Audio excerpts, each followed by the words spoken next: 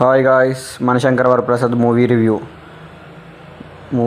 గురించి మాట్లాడడం. ఫస్ట్ అనిల్ రావుపూడి దొరికేసాడా దొరకడా దాని గురించి మాట్లాడదాం.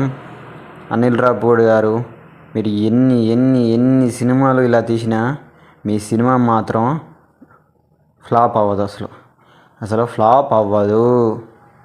అసలు ఏందండి, అసలు ఎంత మీరు అలా ఫ్యామిలీ ఎంటర్ పెట్టుకొని మీరు వేరే సినిమాకి అసలు తెప్పిస్తున్నారు. మీ మీద అసలు కాపీ స్ట్రైక్ చేసి అసలు మిమ్మల్ని బ్యాన్ చేయాలి తెలుగు ఫిల్మ్ ఇండస్ట్రీలో. ఆ పక్క బ్యాన్ చేస్తాను నేనైతే. మీ వల్ల వేరే సినిమాలు దెబ్బతింటానే మీ వల్ల. ఇన్ని చిన్న సినిమాల్లోని సంక్రాంతికి ఆ సినిమాలు కూడా ఆడాలిగా. మీరే వస్తారు ఫ్యామిలీ ఎంటర్టైన్ కాన్సెప్ట్ పెట్టుకుని వస్తారు, కామెడీకి తీసుకుని వస్తారు, వేస్తారు, రిలీజ్ చేస్తారు. బ్లాక్ బస్టర్ 300 కోట్లు అయిపోయాయి. ఇది అసలు తప్పు, చాలా తప్పు అండి. మీరు ఇలా ఇట్లు సినిమాలు తీసుకుని పోతుంటే వేరే డైరెక్టర్లు బతకటం కష్టం. కొంతమంది డైరెక్టర్లు ఉంటారు 400 కోట్లు 500 కోట్లు బడ్జెట్ ఇచ్చినా సినిమా తీయటం ఎందుకులే. ఆ సినిమా రివ్యూ ఎప్పుడో మాట్లాడినా కానీ వద్దులే, కోపం వస్తుంది బాగా. అనిల్ రావుపూడి గారికి అయితే చాలా చాలా థ్యాంక్స్.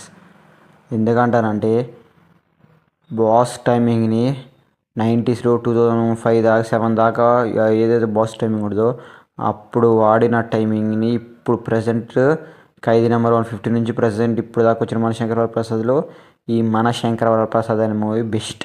బాస్ టైమింగ్లో ఈ perfect timing, one man show first నుంచి చివరి వరకు. అసలు ఎక్కడ పంచులు కానీ, ఆ టైమింగ్, ఆ ఎమోషను, ఆ ఎంటర్టైన్మెంటు, యాక్షను, ఫైటు, ఆ స్వాగు, స్టైలు, డ్యాన్స్, గ్రేసు, అసలు ఎక్స్ట్రాడినరీ. ఫస్ట్ నుంచి చివరిదాకా వన్ మ్యాన్ షో.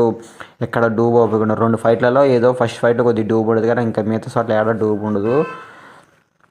అసలు క్లియర్గా అసలు ఆ సినిమా ఫైట్లు, అసలు ఆ సాంగ్స్, ఆ బ్యాక్గ్రౌండ్ స్కోర్ కానీ, ఫస్ట్ బ్యాక్గ్రౌండ్ స్కోర్ అయితే బాస్ నేను బాస్ అనే బ్యాక్గ్రౌండ్ స్కోరు అసలు ఎక్స్ట్రాడినరీగా. ఫైట్ కూడా చాలా ఎక్స్ట్రాడినరీగా ఉంటుందండి, స్వాగతో కూడిన ఫైటు. అసలు ఎంత సినిమా అయిందంటే ఫ్యామిలీ ఆడియన్స్కి అయితే ఒక సీన్ ఉంటుంది ఇందులో. మీసాల పిల్ల ముందు ఒక సీను. ఆ సీన్కి అయితే ఫ్యామిలీ ఆడియన్స్ అయితే అసలు కడుపు పైలు పెట్టేంత నవ్వుతురు పక్క. చెప్తున్నా ఆ సీన్కి అయితే పక్క ఆడియన్స్ అయితే వద్దరు వెళ్ళిపోయింది. అసలు ఈ సినిమా ఇంక నేను చెప్తున్నా ఏంటంటే ఫస్ట్ ఈ సినిమా చాలా చాలా బాగుంది. ఎక్స్ట్రాడినరీ మూవీ అయితే పక్క రేటింగ్ 5కి 4.5 4 ఇచ్చేస్తా. బట్ కొద్ది మైనస్ ఏంటంటే 2 hours 44 minutes ఒక 2 hours 30 minutes చేసి ఉంటే బాగుండు అనిపించింది. ఎందుకంటే సెకండ్ హాఫ్కి వచ్చేసరికి కొద్దిగా కామెడీ తక్కువ అయింది. అంటే ఫ్యామిలీ ఆడియన్స్ బాగా నచ్చదు, అందరికీ నచ్చదు సెకండ్ హాఫ్ కొద్దిగా. ఎందుకంటే అందరికీ ఇప్పుడు సినిమా అన్నాక అందరూ చూస్తారు కాబట్టి అందరికీ నచ్చాలి కాబట్టి కొద్దిగా 10 minutes ఆడొచ్చిన సీన్లు కొద్దిగా ట్రిమ్ చేసుకుంటా కొద్దిగా ల్యాగ్ తగ్గించుకుంటూ 2 hours 30 minutes పెట్టి ఆ 2 hours 30 minutes చాలా ఫోకస్ చేసి ఉంటే ఇంకంటే అసలే సినిమా హిట్ అయితే ఇంకా హిట్కి ఇంకొద్దిగా ట్రిమ్ చేయడం వల్ల ఎక్స్ట్రాడినరీ అయింది. ఆర్డినరీ కాస్త ఎక్స్ట్రాడినరీగా అయిపోయి సినిమా అయితే బీభత్సంగా. అంటే ఇప్పుడు వచ్చే హిట్ రేటింగ్ ఇంకా ఇంకొంచెం పాజిటివ్ ఎనర్జీ తాడే ఇంకా పాజిటివ్ అయిపోయింది సినిమా. సో అదొక్కటి మిస్ అవుతుంది. ఇంకా భీమ్స్ గారి గురించి అయితే డెఫినెట్లీగా స్క్రీన్ మీద ఉండి చిరంజీవి గారు, స్క్రీన్ అనుకోండి భీమ్స్ గారు. చిరంజీవి గారి గురించి ఏదైతే చెప్పినో సేమ్ బాస్ అది మన భీమ్స్ గారి గురించి కూడా అదే. ప్రతి సాంగ్ అసలు ఒక్కొక్క సాంగ్ అన్నీ ఎక్స్ట్రాడినరీ కొట్టారు.